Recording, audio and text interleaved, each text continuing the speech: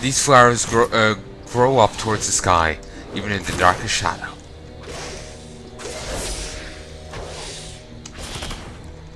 Must be pretty desperate if he's looking towards silt and, you know, random flowers. On one side note, and flowers. Then again, it is a fantasy setting. You know, you never know.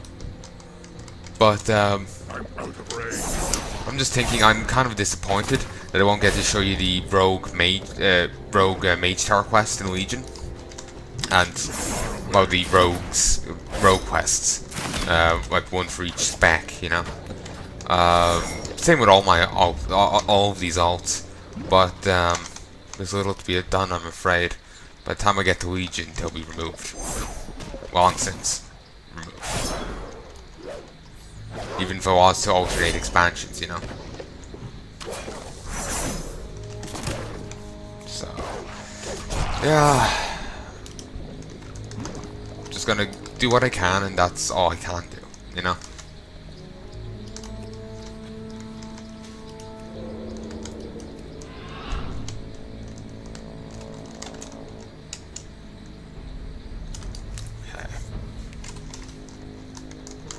This. They respawn very, very frequently, don't they? It's quite nice, actually. I could just loiter here and that'll be that. You know, that bridge is a very kind of unique thing, I have to say. I haven't seen that in anything else. Anyway, here's the story for you. There was a battle planned in EVE Online. 6,000 players, it was like 6,400, 6,100 turned up for it, between these two huge corps, and they were relying on bombers. Well, one faction's relying on bombers, and they're going to be attacking this cathedral, well, citadel or something, not cathedral. I always get cathedral and citadel confused. Big C words, you know. They're going to be attacking it, and there's like a lockout period for it. You have to keep damage up during this period, and if the damage didn't keep up, then it went invulnerable, and you had to wait like a week before you could attack it again. So since it was vulnerable now, they were trying to... Did I just get Hydraxian Waterlord rep, or was that... No, I think that was already there? Yeah, that was... I already had it. I think I killed some creature elsewhere that gave it. But anyway, due to the amount of players that were there, the huge battle, a few thousand on either side, people were actually expecting there to be 1 million in real life money lost in it. You can convert, but basically actually is a conversion rate between IRL cash and EVE Online cash, ISK, because you can buy game time as an item with real life money. For 20 quid you can get a Plex. At least this is under the old system. They have some new system in there and I've little knowledge of it, but under the old system for 20 quid you could get a Plex, and you could then trade that to another player and they'll pay a massive fee for it. So from this you can get a real life conversion rate.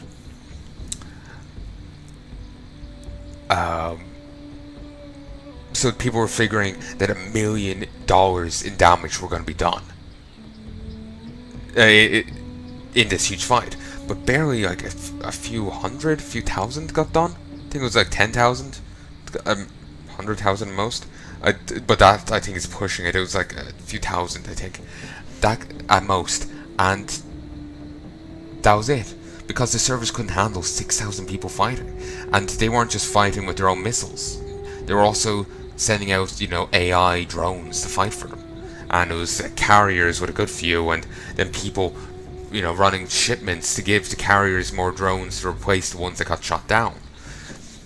The server couldn't handle all this going on, and normally with the when there's lag, they used time dilation. I remember reading this in a PC Gamer article. It's really interesting. Really wanting to do a video on it, Well, not a video on it, but some videos on EVE Online, you know? Tried some back in the day, wasn't happy with them, took them down. But I want to do some more now, you know? But apparently with time dilation, every second in-game is really 10 IRL. And you know that lockdown period on the Citadel is 10 minutes. And it isn't affected by time dilation. So it really fucks over the attacker. Because they have to effectively do 10 times the amount of damage they otherwise would. Like they would normally. Because of the dilation. So, a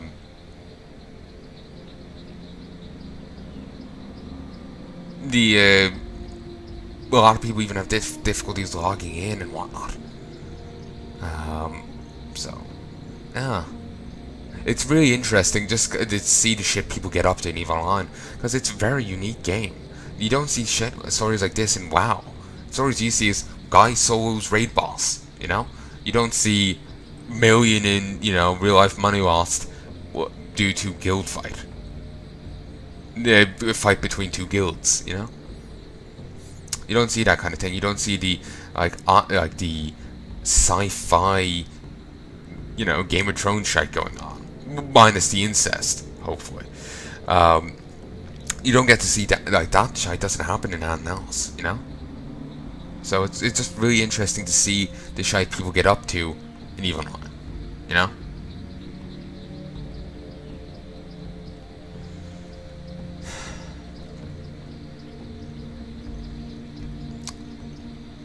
But to be honest, I've actually realized, I remember that PC Gamer article much better than I realized.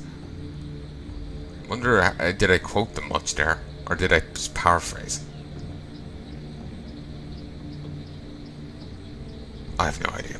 But yeah, the PC Gamer, look them up. They have an article on it. It's in much more detail.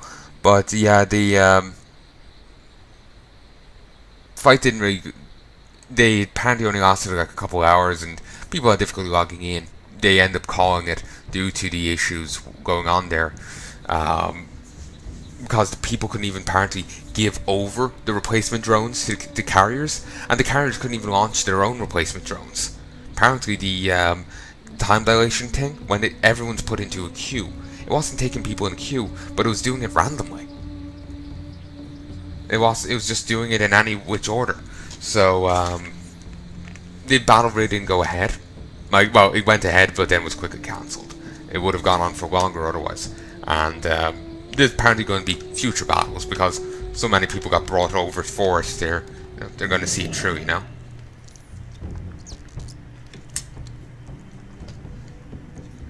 But yeah, look that up because this shite people get into it even on is incredible, you know.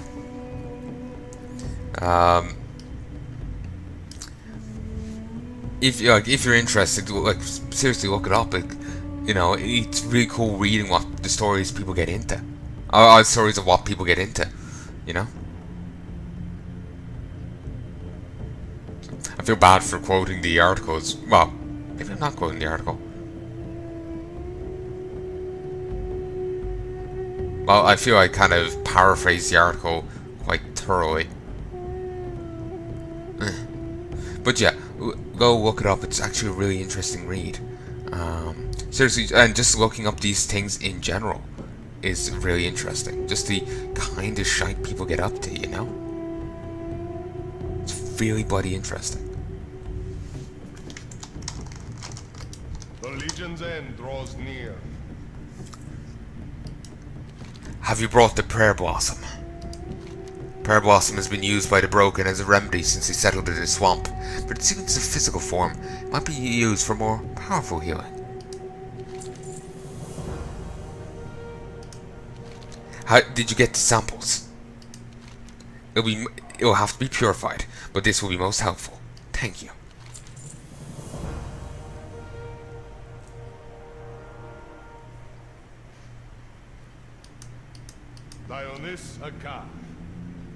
Okay, I was figuring I was going to get a bit of talking between the two, or something. Magtor has told me of the shamanism that the Broken practice. The great Nobunto once said that the pathetic elements may, in a way, be another way to the light. I can only hope there is some truth in this.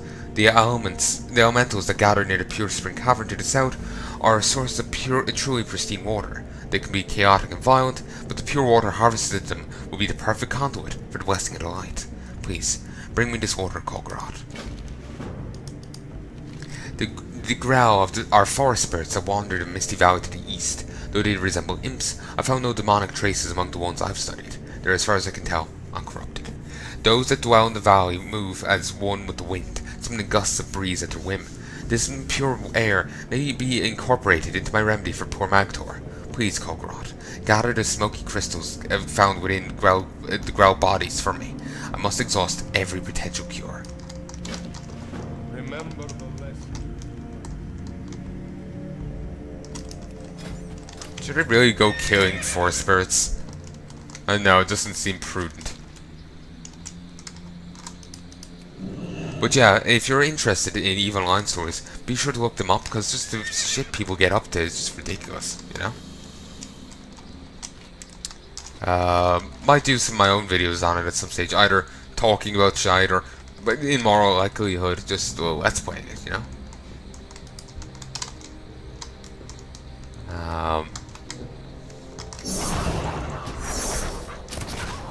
Thankfully, these are quite fragile.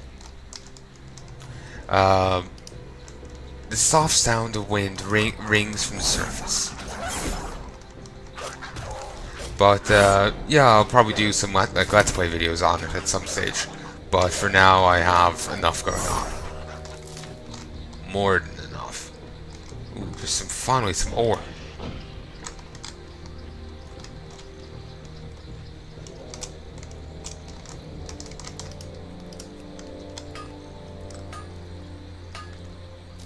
Don't think I'll be able to stay up for much longer. I'm getting quite tired here. So I'll probably have to turn in soon. We'll see if I can't get this area done though. Because it's only one more zone, then I'm in Outlands.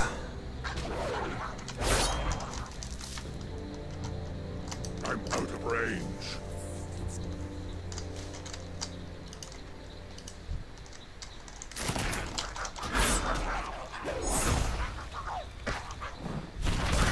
Okay, they're casting Fireball. Wasn't really expecting that, given him talking about their ability with wind. Maybe you got confused.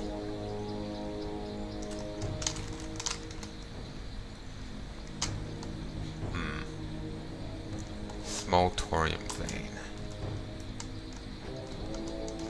Small thorium vein.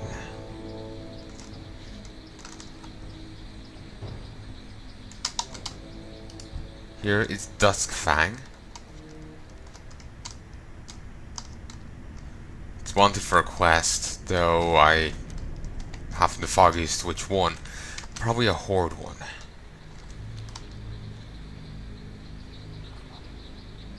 Just go grab this and we'll move on.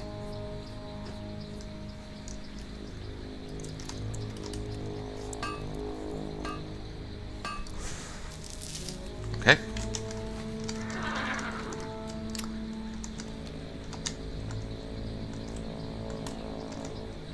Actually, one thing I've been thinking. I wonder, has the profession stuff been lowered in the, Miss Pandaria and Ratalichku? Because I'm thinking, if they haven't, if they've only scaled the levels of the creatures and quests, then they wouldn't have leveled the the nodes of resources there. So if I was to go straight from Blasselands to Nordrend, I would go through the entire thing there, maybe, without gathering the ore directly from a vein or a herb directly from a plant. I would have to gather the chunks and put them together for the entire thing. Now that's certainly worthy of being looked into, It's too far away. Fantastic! I got the Swamposaurus. Well, explore the Swamposaurus. Cool. Perfectly cool to the touch. Sorry, perfectly clear and cool to the touch. The soft sound of wind rings from the surface.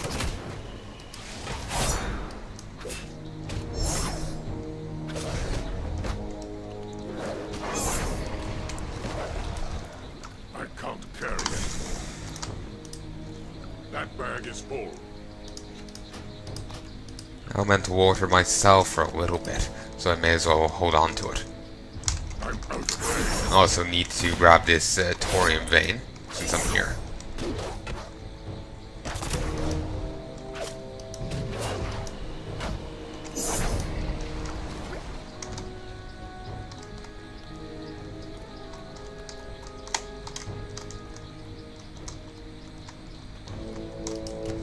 The only annoying thing about this whole level scaling thing is characters that I've started but haven't finished are going to suffer the most from it.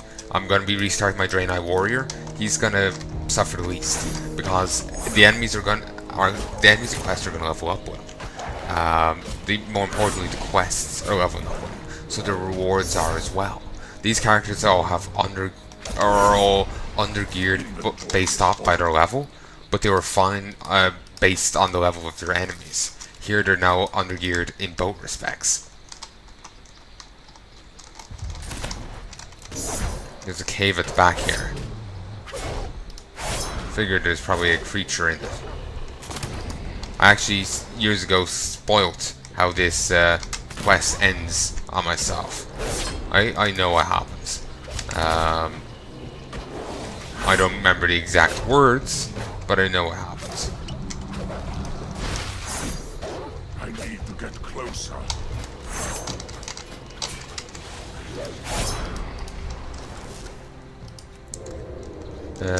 This gives 26 haste for 20 seconds on a 2-minute cooldown.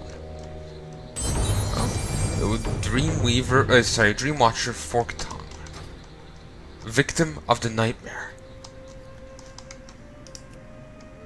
Pox the pick. Stun him. Ambush.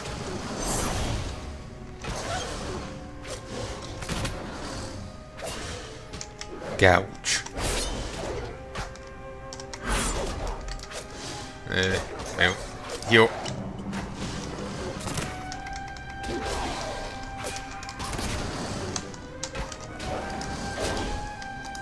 Annoyingly, I can't bribe his shade to assist me, or bribe him to assist me against the shade. He isn't a humanoid, so he's not vulnerable to money. That bag is full. Ruined Dragonhide, it's only worth silver.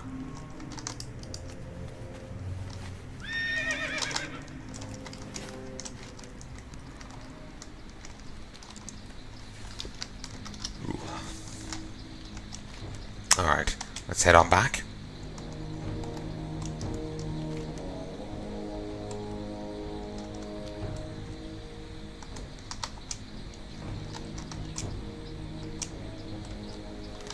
Keep moving, keep moving. We have the health to engage.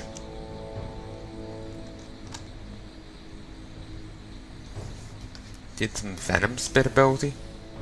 Didn't actually hit me though. Surprised, I was expecting to see the blast, you know, just follow me up, you know?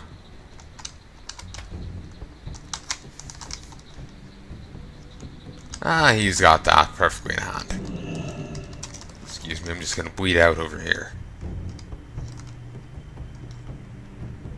Oh god. They attack so slowly.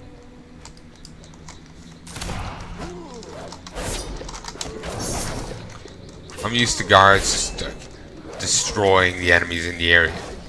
But, yeah. Not now. Not now at all.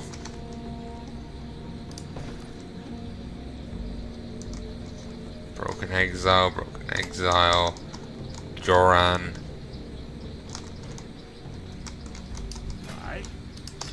So, and here's the Hero's Call board. Using a different aesthetic than I'm used to. The king needs you. Please take a flyer. And I can go to Westfall.